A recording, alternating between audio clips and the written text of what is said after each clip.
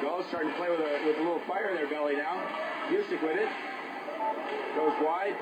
Right side in the corner. He's looking for somebody. He's gonna. Here comes a penalty.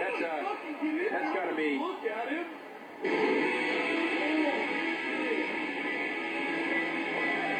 Tomas Busick quit head first from behind. That's gonna be 5. That's gonna be 5 minutes. Easy. It's gonna be Alexander Stevens going to the box.